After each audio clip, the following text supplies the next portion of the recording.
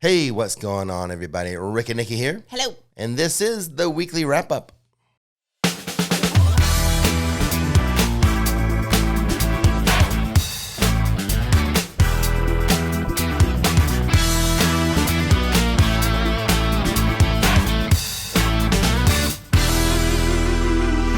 All right, let's get straight to the news you need to know.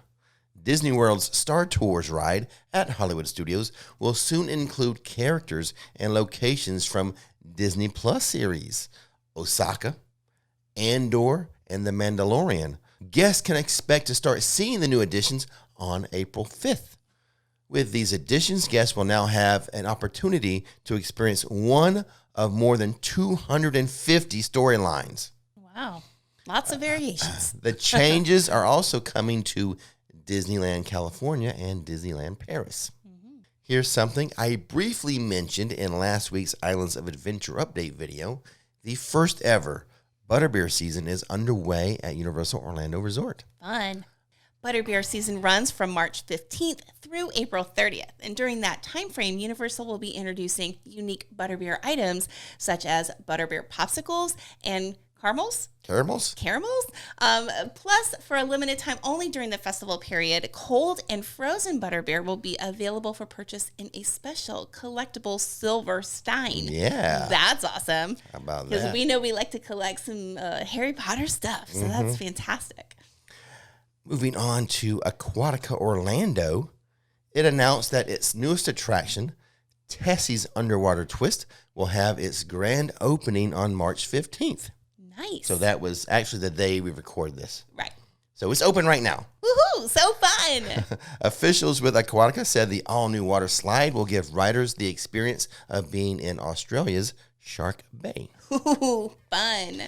Aquatica Annual Pass members will be able to experience the attraction first before it opens to the general public, which I think it already has. Right. Because I think you guys are watching this probably on the 17th. But anyway, for additional details and park hours and to purchase tickets, visit the Aquatica Orlando website. Link in the description box. SeaWorld Orlando announces plans for 60th anniversary celebration. Here we go. On March 21st, it marks the 60 years to the day that SeaWorld first opened in San Diego. The festivities will kick off on March 21st and continue all year long. Here are some details about the 60th anniversary launch party per SeaWorld Orlando, which will take place from March 21st to March 24th. So just a few days there. Okay, so that's SeaWorld Orlando. Yes, this is what they're doing. Yes. A celebratory cake cutting at the park opening, which will take place each day at 10 a.m. Oh, fun. Attendees will receive free cupcakes while supplies last. There will also be new and exclusive vintage merchandise. See Shamu and crew together again for the first time in recent years and take a commemorative picture with them. So fun. Costume characters include Shamu, Coral the dolphin, and Sydney the shark, and Puck the penguin. So share those memorable moments in the park from guests and ambassadors with commemorative in-park screens as well. So SeaWorld is inviting guests to share their own images and videos of their favorite memories at the park using the hashtag SeaWorld60. I could not have said it better myself. I'm here to help you, buddy. I still have that little congestion Yeah. and in my head and stuff, so my voice echoes in my head. It's weird. Sound like I'm underwater to myself. I don't know. Yeah. But anyway, after several takes, we got that right. Thanks for taking over for me. Yeah, no problem.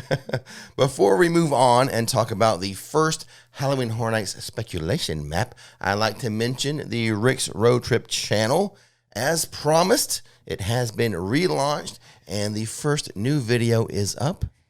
A nice little visit to Key West. Yes, it is a fantastic destination for if you are coming here to Orlando for a couple weeks, especially the Brits, our UK friends, and you're coming over and you're going to be here for a little bit. Take that trip down, follow almost like our itinerary because we had the best time there, and we weren't like bored once. we were busy the whole time. We left stuff on the board that we could have done that we wanted to do. Exactly. Still stuff we can do when we go back next time. That's right. So there is a link to that Key West road trip video in the description box. A lot of fun. Please check it out when you're done watching this one. Yes. And when you're there, subscribe. Yeah. Now, the HHN speculation map from the Facebook group Horror Night Nightmares. Mm-hmm. They're just using symbols. Right. Which is like a thing now. Like, how long has it been where they started doing, they've been doing symbols? I noticed them last year. Yeah. I don't know if it was the year before or not. I don't know if they're getting into trouble using actual IP images, names naming actual stuff. So they're using symbols now. But this is so cryptic. I had to read through the comments on Facebook to try to figure out some of these houses. Yeah. I think we've got 6. Yeah. That I can kind of feel confident that this is what's being guessed at. Okay. Ghostbusters. Mm-hmm. There's this. Let me change screens here. See if I can. Because the Ghostbusters movies, like, keep talking, coming out, right? Yeah. Yeah. It's from like that actress from the Gilded Age is going to be in it, which I'm really excited about. I'm going back on the actual Facebook group so we can look at the map. Oh wow. So. I'll toggle in between. Okay. So there's this one symbol that looks like a Cadillac. Yeah, I was gonna say that's a Cadillac. The front grill of a Cadillac. Yeah. I think like that's the Ecto-1. Is that? That's why people are guessing Ghostbusters. Noise. Creature from the Black Lagoon. Now, I don't know which one of these they're guessing. I thought, because I saw a couple little discrepancies in the comments of the Facebook group. To me, it's the one that looks like South America. Okay. Because that's, I believe, where the Creature from the Black Lagoon is. Gotcha. Okay. I think it's on like the Amazon. Right. That's what I think. But also this other thing here. See that one there, Nikki? The skull with the fangs. Fangs. Maybe people are guessing that as the Creature from the Black Lagoon. I don't know. Yeah, it's still a guessing game. But anyway, Ghostbusters, Creatures from the Black Lagoon, Nightmare on Elm Street. Really? Which I think like one is... one of the OG original kind of... Yeah, and I'm trying scary movies? To me, of these symbols, I'm guessing the moon with the stars because you go to sleep at night. Okay. You guys, if you guys know better than us, please let us know in the comment section of this video. Okay. But to me, that's where people are getting Nightmare from Elm Street. Okay. Go to sleep at nighttime. Now, what are these? What's the movie reel symbol? It's supposed to be like it's from a movie. From a movie. Okay, but that's see, the South America doesn't have the movie reel, but the other one does. Yeah. And so does the Cadillac. So that's kind of throwing me off too. A little bit. So maybe the Creature from the Black Lagoon is the skull-looking thing with the movie film symbol. Maybe. Whatever. But to me, I know it was in the Amazon. Okay. But anyway, where let me switch over again. Okay, switch back over to our list. A Quiet Place. That one seems logical because there's like a speaker with sound waves coming out. Yeah. With the Ghostbuster symbol. I liked that movie. That movie was creepy. It was good. That was a good movie. So that's one that's being speculated. I love think. The end of that movie too, by the way. Beetlejuice was in the comments. I don't know what here is Beetlejuice. It would have to have the movie symbol, and right. I don't know. People have been speculating Beetlejuice though. Well, yeah, because isn't that a movie coming out too? Yeah. Is it coming out this year? Yes, it is. Yeah. So you've got the Ghostbusters and. But to me, none of these symbols looks like Beetlejuice. But people commenting on the symbols is guessing Beetlejuice. I don't know. Maybe the top corner where it's got like a black and white. Yeah, but there's no little movie. You're right. There's no movie reel. If that's what that's supposed to represent. Candyman is another one, and I can kind of see that with the lollipop. But again, there's no movie reel symbol. Yeah. It's kind of odd. Now the Candyman, is that the one that was like with the trucker, or no? Am I thinking? No. You're the bees. Remember? I don't know if you saw. It was the original was like a long time ago. Okay. Like I think late 80s or maybe at the best early 90s. Yeah, I'm not. I think they've done some remakes or something too, though. Okay. The lead bad guy is that African American actor. Okay. You have no idea. No, I've got no idea. She doesn't know Candyman. No, it's vaguely. It's very vague. Now that you're giving me more information. I'm vaguely remembering, I guess. To me, that came on the tail end of like those 80s movies of Chucky and Nightmare on Elm Street and Jason and all those. That was kind of at the end of that run. Okay, cool. My timing, if I remember my timing correctly. Right. Anyway, all these symbols here, I don't know. But what I could gather from the comments, it seems like 6 of the speculated houses: Ghostbusters, Creature from the Black Lagoon, Nightmare on Elm Street, A Quiet Place, Beetlejuice, and Candyman. Can you guess anything else? Well, someone like, right there was this little bull. Yeah. I don't know. I have no idea. So anyway, the first speculation map is out, and it's a bit of a mystery, kind of something for you to solve. So like I said, you guys take a look at this, and you tell us in the comment section of this video what your guesses are for the speculation map. I don't know why they've gone to symbols, but it's just that much more cryptic. But I mean, it generates kind of, chatter because it's not directly stated, right? Yeah, I'm going you to can have to think. Well, here. Somebody was saying Sweet Revenge. Wasn't that like a I don't even know that. No, wasn't that like a I don't know. I don't know. I have no idea what that is. Anyway, that's that. Speculate on the speculation map. Number 1, right? This is option. This is the first one. The first one for the year. So I'm sure we'll get more, and it'll change as we go. Okay, enough of that. Let's move on to questions and answers. If you want to submit a question to me or Nikki, just visit rixflixemporium.com. Scroll all the way down to the bottom of the homepage and submit your question. We have, 3, maybe 4 today. I forgot. First one's from Mandy. From Mandy, this October, me and my husband and our 1-year-old will be visiting the parks. We will obviously have to use Child Swap for a majority of the rides, but can you do Child Swap in this single rider line? Only one of us will be able to do a ride at a time anyway. Right. So that makes sense. I Yes. see the logic there. An interesting question, something I've never thought of. Right. Because we don't have to use Child Swap. I like it, though. You would think but they could, because Child Swap seems to be always located near the entry and exit to the actual ride vehicle. Right. So you would think you'd be able to use the single rider line. Mm-hmm. I am not sure, but if someone knows for sure, let us know. But it's smart. Yeah. You know what you should do, Mandy? When you go into the queue, ask a team member right away. Yeah, they would know better than us. Right. But to me, it makes sense that you could. Yeah, absolutely. You have sound logic there. Absolutely. Hopefully they agree. You never know. All right, the next one is from Diane. Is there still a pass holder lounge at Universal?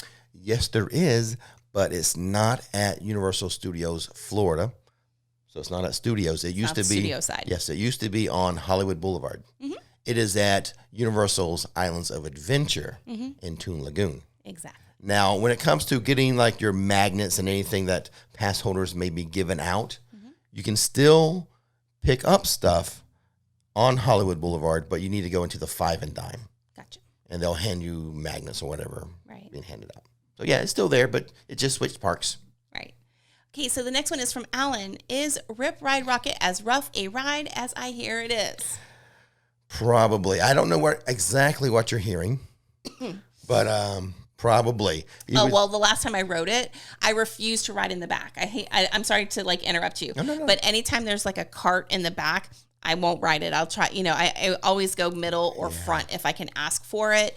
I'll even stand there and wait, because in the back it's rough. It's a rough ride for sure. I mean, the last time I rode it, and I wasn't in the front. I usually try to be in the front because it's not as rough for some reason. Even the center one was a little. Yeah, it was a little rough. A bit shaken, not stirred. No, I had a headache. No. The problem is, and I'll be legit, is I had a headache after I got off. So, I mean, and I don't normally get headaches when I ride rides. And I didn't share this story in any of the weekly wrap-ups because this is kind of a pretty negative story. Right. It was about, I think someone is suing Universal because of that ride and how shaking they were or something, right? Right, that they had received. or injury from being on that ride. Yeah. So But I just know that it is rough for me anyway. And it seems like to me, time-wise, I don't think it's ever gone down for a major refurb. Not extensive. And and new track or track replaced or anything like that. Right. I think it's got to be due. It's got to be due for like they did the Hulk that one year. Yes, it has to be due soon. Maybe they're waiting for Epic to open before they close that down for a major refurb. I'm speculating. I'm guessing. Right. It would make sense that maybe they would. I think it's over 16 years old, right? Right. Yes. I think it's right around there, 15 or 16. And that's typically like the other rides have gone down at that age. Like Hulk went down at that time frame. Mummy went down for a refurb at that time. So, yeah, getting close. It's be aware. It's a little shaking. Not try straight. to sit more towards the front if you can, if they let you. All right, and then the last one is from Chris. I saw your video on electric bikes. I've been thinking about getting an e-bike. Now that you have had yours for a while, what do you think? And what do you think about it? I love it. You know. Yeah.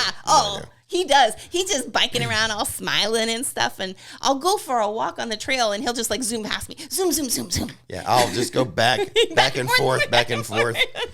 It is a blast though. Like literally I've taken it and I dropped off some of my my Etsy and Nikki workshop stuff orders at the post office. And it's only maybe a 20-minute ride on the e-bike on the West Orange Trail or less. There and back. Well, there and back. Yeah, it's like really fast. And by the time I got home, I was like, oh, I want to keep going. So I turned around and I went to Publix, which is our grocery store, at the opposite direction because I loved it so much. It is a blast. Yeah, like I'm just smiling. We love it. It's just like like an e-bike. If you want to have like joyous and happy, a happy day, this is what you need to do. Is give yourself an e-bike. It's therapy. It is like a mental therapy. I don't get a lot of exercise on it. No, you don't get any exercise. It all depends on how the you pedal use assist. I'm always just using a throttle like a motorcycle. Yeah, well, it's like a moped. I mean, literally, it is so much fun. And the lights are so cute. Oh my gosh, but the pedal assist is great, especially going up hills. Yes. You're like, you can just shoot past everybody and say, bye. So fun.